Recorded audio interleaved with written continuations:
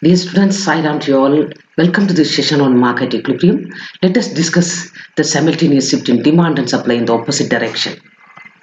And before we go into detail, we will have a quick recap.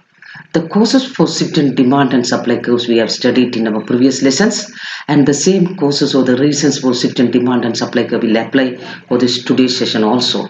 And also one of the first simultaneous shift, that is both shift rightward demand as well as supply curve, and at its impact on equilibrium price and quantity also we have discussed. And also the second possibility, the simultaneous shift leftward in demand and supply and its impact on equilibrium price and quantity also we have discussed. Today's lesson we will discuss the third possibility of simultaneous shift and the fourth possibility of simultaneous shift. The third one, shift supply shift leftward, demand rightward, both in opposite direction. And the fourth one, supply shift rightward and the demand leftward, both in opposite direction. Let us begin with supply shift leftward and the demand rightward. In this case also we have to categorize three cases depending on the magnitude. The case 1, increase in demand, decrease in supply. Why increase in demand? Demand rightward and supply shift leftward. And then increase in demand greater than decrease in supply, that is magnitude of shift is larger than the magnitude of supply.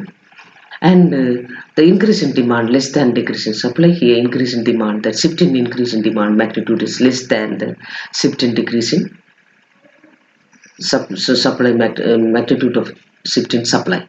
And let us first case we will discuss, increase in demand is equal to decrease in supply. In this diagram you can notice that here our demand curve DD0 and the supply curve is 0 and the equilibrium initially E. Now we will see what will happen. You can see increase in demand, therefore rightward shift after shift DD1 the demand curve, and the supply curve decrease, therefore leftward shift, and therefore after shift supply curve SS1. And now you can see our in new equilibrium F and price has increased, but you can observe quantity remains same at initial equilibrium and the new equilibrium. Therefore you can conclude equilibrium point F, new equilibrium point, equilibrium prices rises from OP to OP1 and the equilibrium quantity remains at OQ without any change. I hope you understood. The second case, case 2, increase in demand greater than decrease in supply. Here you can observe that increase in demand is large extent, therefore the new curve DD1, and then decrease in supply is a lesser extent, SS1. You can observe our new equilibrium point E, and the price has gone up OP to OP1 and the quantity also has increased from OP to OP1. Therefore what is the conclusion? New equilibrium F and equilibrium price rises from OP to OP1 and the equilibrium quantity rises from OP to OP1. I hope you understood. The third case we will discuss, increase in demand lesser than the decrease in supply. You can observe here our initial supply, initial demand and initial equilibrium. Now we will go what is happening after shift. Increase in demand by less extent, therefore new curve DD1 demand curve, and decrease in supply is a greater extent, therefore it's a greater shift, and therefore after shift to supply curve SS1. You can see our new equilibrium point at F, and you can see the price has gone up and quantity also has declined. Therefore you can conclude the new equilibrium at F and equilibrium rises from OP to OP1, equilibrium quantity falls from OQ to OP1. I hope you understood. Now we will, the last case in the simultaneous shift, the supply shift rightward and demand shift leftward.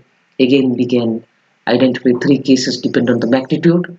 Case 1, decrease in demand by demand leftward, supply shift rightward. Case 2, decrease in demand greater than increase in supply, decrease in demand less than increase in supply.